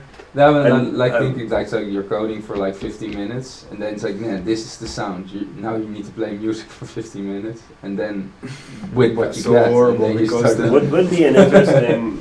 No, then it goes off and you're like, no, I want to change that No, one but you can't. That's the thing, thing, and you now need I to have to accept- laugh. You need to accept it's Yeah. inequity. It's No, then you jump out the window, you say, Probably. go have a beer. Um, Just Oh yeah, focus, so computing everywhere. Yeah, but that's sort of the thing that sort of addictive element to it is what I'm sort of interested in like as we move on, almost everything we deal with has a computer built into it or starts to behave more like a computer, and I'm sort of wondering if that also sort of distracts us from those real life experiences or like the stuff like Computerless. musicianship or stuff Yeah. like mastering a certain craft or Well, I think that you'll find that if you try to master a certain craft, in that way the process doesn't really change that much. You know, I guess like you're still stumbling on coincidental, interesting sounds, for example, that you're gonna move forward with.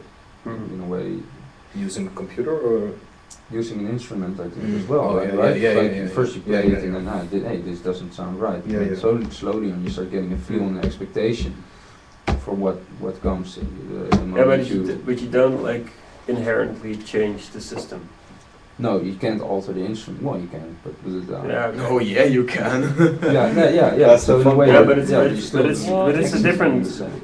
Like if you start learning learning to play the guitar, it isn't like you start playing for 5 minutes and then you think, oh, well, I'm going to change these strings now. Well, And, Well, let's say you have like this microphone that you hold in which you can whisper coding text while you're while play. So you're actually like so you're actually coding, but through through language. So you're talking a language to it, and it's Man, but That'd that be would be damn actually awesome. possible if Yeah, you it have would some be, kind of but- controller but it- and you map it like when you perform certain gestures, it just inserts a preset block of code like oscillator, another gesture connect oscillator to filter, and like you know.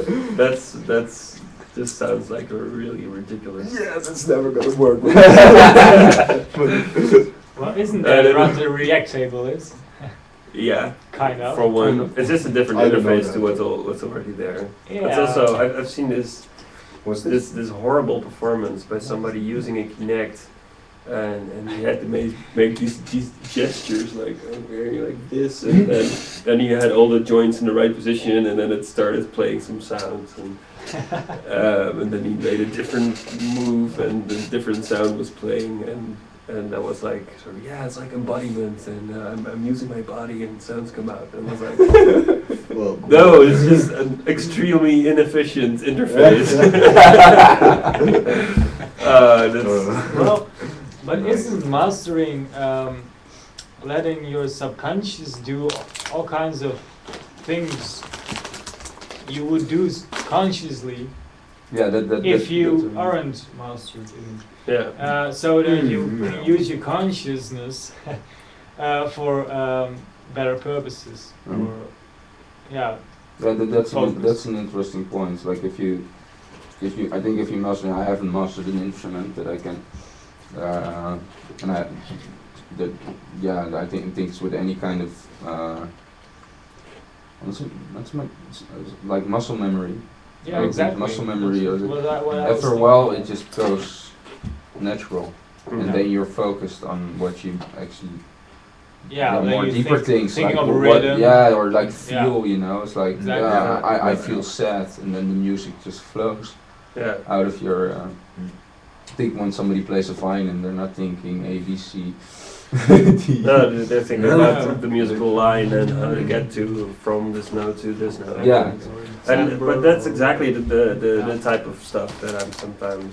But do you feel that when you're coding, like after a while, like the code just kind of disappears, like it's there, but the moment you input the code, No. do you hear the sound in your head as you code it? Yeah, that Expectation. that I sort of do, but that's because it's usually the subject of why I'm coding. Yeah, To exactly. get a sound out. So. Oh, so you already like have this, yeah, this. I'm this analyzing sound template in my which head to and match, then yeah. like Well, I tearing think it that's apart, just- but it's an analytical process Yeah. coding. Because It's not a oh I feel like this so now I'll write like this and then it works. No, it just needs to It be can stated. break, and it can break. I think that's like a big difference. What like, is that different than what a scientist says? but actually, when I'm coding, it's No, it's just you know you're you just not writing it down. She is writing it down. I have to say, guys, Oh, when I'm coding, often I have these things like, Right. okay, I'm gonna build this sort of system and it's gonna be this. For example, okay, I'm gonna build something granular and I build the system for each grain and blah blah blah. And then I decide, oh well, maybe a filter will be cool here. That sounds like shit. Throw the filter away. No, but maybe a ring modulator. Oh, this sounds pretty cool. You know. Mhm. So Yeah. there is an element of that in there. yeah, it's the same with any kind of instrument, I think. There is an element of that in there, but to make that ring modulator work, you go through this. It's not like a flow thing, like playing in the Yeah, It's too slow. no, yeah, that's It's too true. slow. Yeah. It's like yeah, yeah. you have to write everything down Yeah. exactly that way without any typing errors, because otherwise the computer is like, hey, what the fuck do you mean? Yeah, that's Yeah, So- then it throws an error with, that's the difference, I think, like an instrument doesn't throw an error, it just No, it sounds just- off, yeah. but it's Yeah. not like, hey, shit. I do have these. Crash. I do have these moments where I just, Mostly it just sounds really see cool, a certain actually. algorithm, like, yeah, this should work. Yes. I do have those moments, but Yeah, you do. yeah, Awesome. usually like at 6 in the morning. Like, yes. Yeah, it works. Yeah. Oh man. Tomorrow I'm going to test it. Yeah, I've had those moments as well. Okay, this should work. I've checked everything. I'm going to sleep because I'm fucking tired. I'll test it tomorrow. You start it up, everything goes to shit. This was horrible. Oh man. Those are not fun moments. That's exactly what I had during the last open dag. Where did that come from? Oh god, that was horrible. That one runs deep. It still hurts. But yeah, computing everywhere. Huh? You're right. Yeah. I wanted to say something, but I can't. Well, remember if what. we can come back to that topic, what I experienced about my former smartphone, well, at first it was really nice to have a smartphone. You know, you can have also all kind of new games and connected with Facebook and everything. And after a while, after even a few years, I started to put push notification out in my mail, for example. I didn't want to walk around and get bloop bloop bloop for every stupid spam mail I get. It's. I only wanted to check my email if I really wanted to check my email. You know? Yeah. That's like the mailbox is it's constantly, like the, Yeah, the it's- actual mailbox is And constantly- also, yeah, getting messages and stuff like that. It can be really convenient, but on the other hand, it's really disturbing what you're doing when you're doing something else. Yeah. And yeah, now I'm really kind of glad in some way that I don't have a smartphone anymore, and I don't have internet on my phone anymore. It's really freeing. My mind's freeing, you know. Yeah, it's So really. you don't have this urge to get information all the time. Well, yeah, but that most If of the you time reach that's when I'm behind a computer. Then I want to have check my Facebook, for example, a couple times a day.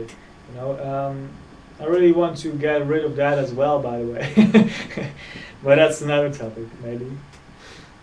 But yeah, but I only miss some things about the smartphone. That's having the public transport information with me, have a map, those kind of really practical things. Useful. Yeah. You know.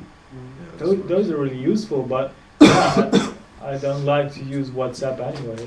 Well, yeah, it's the same as just texting, No. but it's over. But it's free. internet. Yeah, well, it's free. Well, yeah. That's awesome. Sending a text is really cheap as well. But it's not free. Yeah.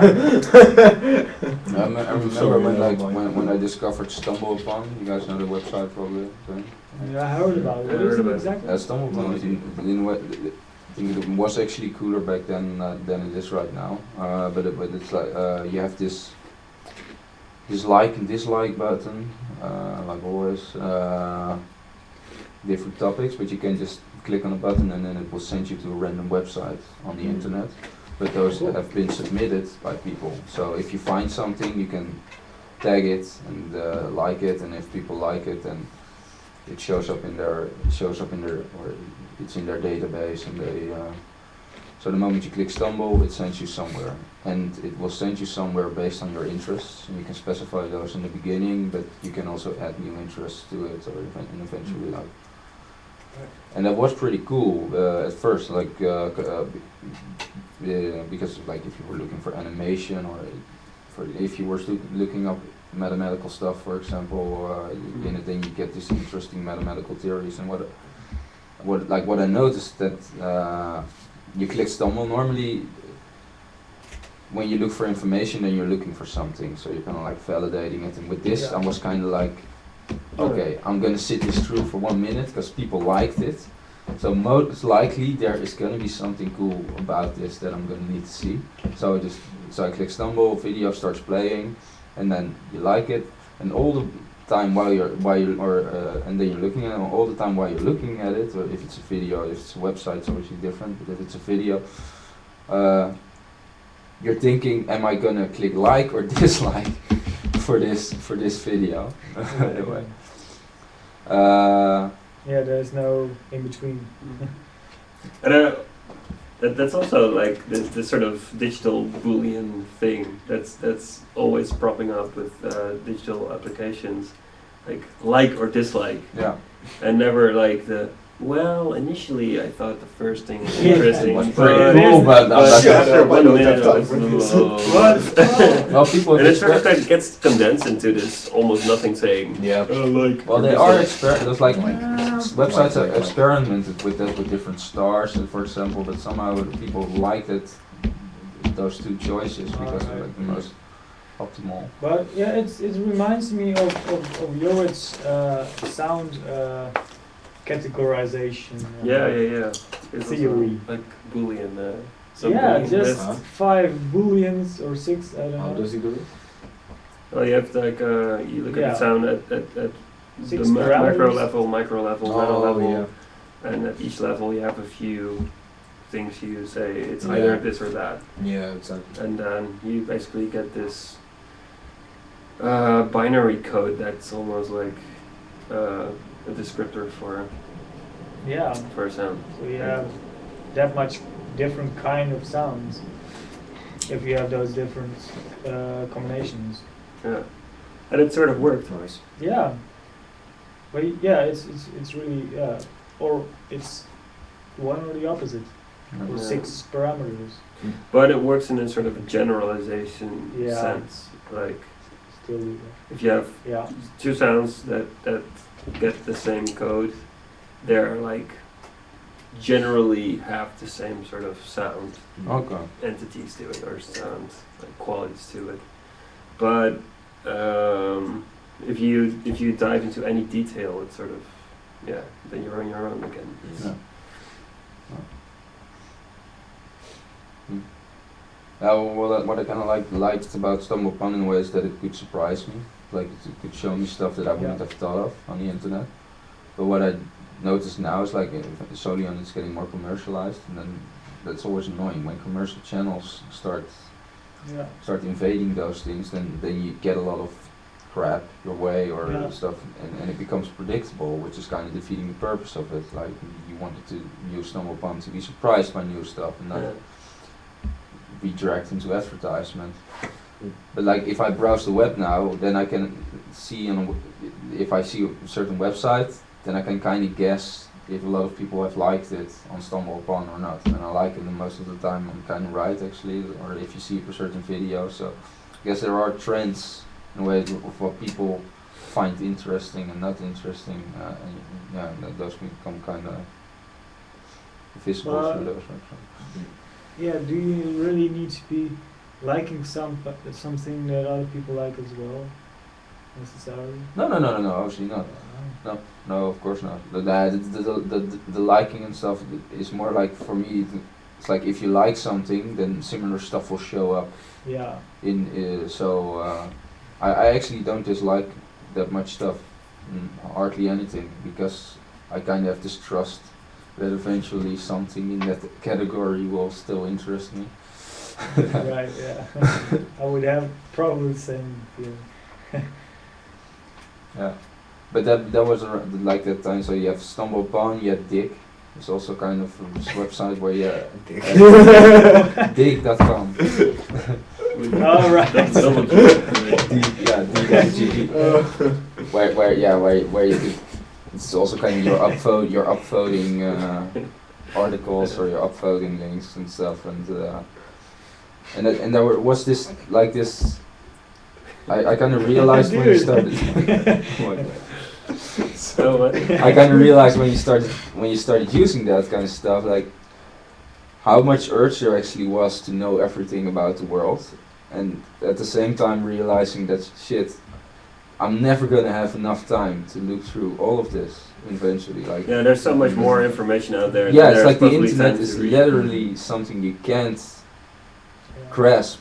Yeah, in a there's even like lifetime more anymore. content being added than there's time to read it. Yeah, So it's and that is kind of interesting because the only thing that's left then to do is to moderate it in some way. yeah, or follow the moderators, like the people, like so you read the news websites and see what's new, but they pick it for you because Mhm. if you'd have to do it with everything, then you wouldn't be able to keep up with most of the stuff that you like feel like you want to keep up with.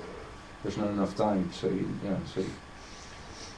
so you read news websites and listen to reviews That's I've been for my internship been researching, and there's also like a lot of web research there. Just browsing through papers that have been written on the subject already and yeah. stuff like that. And there's just, especially if you dive into a certain subject and just really focus on that, you suddenly find this giant oasis of like knowledge about either exactly the thing you're studying or sort of like related subjects. Yeah. And so even then, if you're really focused on one thing, it already becomes like it's a mountain of knowledge Yeah. and never enough time to read it all. Well, Yeah, I always that's do it. kind of run these dead ends. Like I'm looking for something, and then eventually most of the sites that I find are kind of covering the same stuff that I find, but the stuff that I'm Yeah. really looking for, I still can't find that exactly. Yeah. So I have that a lot. Yeah. I usually don't find the exact thing like right after I've done it myself. Yeah, I fixed it. Oh, it does exist. Yeah. Well, it's too late. Did you check out the adaptive logarithmic map? Not yet. No, I've No, never mind. been mostly reading up on chaos itself. I was actually kind of wondering if you Well, could get something useful. what's the difference between search and take a guess in Google? I mean, Search and As- take a guess. Is there a yeah. take a guess function in Google? That's- yeah. Yeah, this is Sometimes surprising. so, I but totally forgot about that one. yeah, me too. Wait, Well, there's some lapon that reminds me of that, Okay. but I Probably really don't know originated. what I'm that feeling does. lucky, you mean? Oh, Yeah. feeling lucky. Let's see. Oh yeah, right. Yeah, that's Sound right. That's What kind did I of the say? same truth. No, I am feeling lucky. Yeah, Come you on. typed in sound links. You need to click on I'm feeling lucky.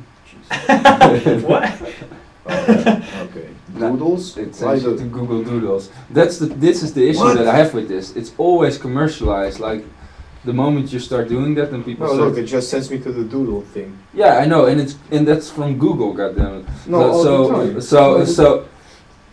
so you don't know what to look at. So they say, hey, Look at look at our brand. Yeah, you know, yeah. it's yeah. No way, that's not cool, man. So Ja. click on it Ik again. doe een gok. Ja. Doodles. Because Google Doodles. Google I'm Doodles. feeling lucky. Nee, Doodles. als ik dit heb, No, I don't Ik want to typ search iets for in. doodles. gaat hij dat doen? But Kan ik like, niet meer that dat sucks. nog? let's say you look for Nice. book, and then you click I'm feeling lucky. I don't think that's possible. No, because I type book. Oh, the moment then you get Ah, the search bar. Oh wait, no, Yeah. look, booking. I'm feeling lucky. Wait, Yeah. why the? I click on it. No, I want book. I'm Yeah. feeling lucky. Why What? can't I have book? I'm feeling lucky. Come on, come on. Okay, screw you, Google. Alright. Book my show. Yeah, No, I have the wait. same thing. Yeah. Fucking Google.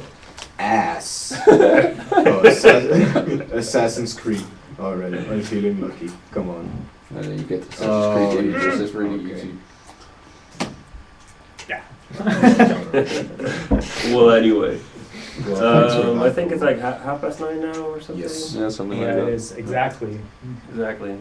Yeah, we have to be out in half an hour. Okay. I Yes. think the Um, school closes. you're right. So yeah, I guess we could just slowly start. Yeah, it's kind of derating anyway. I don't really know what to talk about. Yeah, because yeah, computing is I so don't. broad.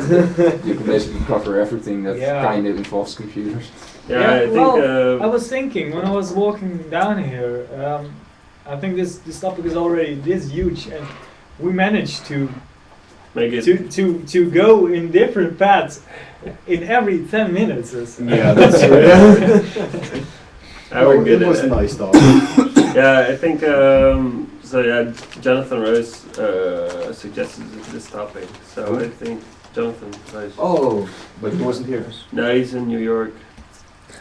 No, bastard. I'm not at all Nice. jealous, of course. Bastard. No, I don't give a shit, but he's a stupid asshole. But Well, it kind of depends on what section of New York. but it might be interesting, like if we at some point go back to this topic to really define it more clearly. Yeah. Yes, it is. Is it like really? Like you both have the consuming side of it, the development side of it. Yeah, that's the- true, yeah. It's kind of like the same if you're. Let's say you'd have a topic about a hammer, then probably you could go in a lot of directions Yeah. as well. It's like, just Yeah. I mean, maybe we should have focused on computing everywhere for art purposes or something. yeah, or maybe think about a specific question in a way or something. Yeah, exactly. Yeah, exactly. So, But actually, but I'm still, it was still, kind of interesting. Yeah, It was kind of interesting to explore the That sucks. what? died. Ja, mijn batterij is kapot. Yeah, Right. it was kind of interesting to explore the different ideas of it. Yeah, but I still actually, I'm still interested in the whole sort of political activism, creating the future stuff subject. But I'll just throw it in the pool and see if people like it. Yeah, but like connected to this topic or Well, it's sort of connected to this topic, yeah. uh, Well, it depends on which. We need to have a question first because I think this one is a bit too broad. You yeah. can go everywhere with computing everywhere. This- What does that even mean? This is really a good working solution, having a table you Yeah. can write on. Yeah. A whiteboard. Yeah, just Whiteboard. really White simple, table, but yeah, that's a really good it idea. really works. I This think is- it this really is- works for Europe. Your working flow, Yeah. probably. Yeah, probably like this. Yeah. If you're designing a tabletop thing. All right, so this is it for today. Yeah, Thing is, it's a huge thing as well. Nederlands. Ja, nooit. Ja. Oh, mogen we weer normaal praten?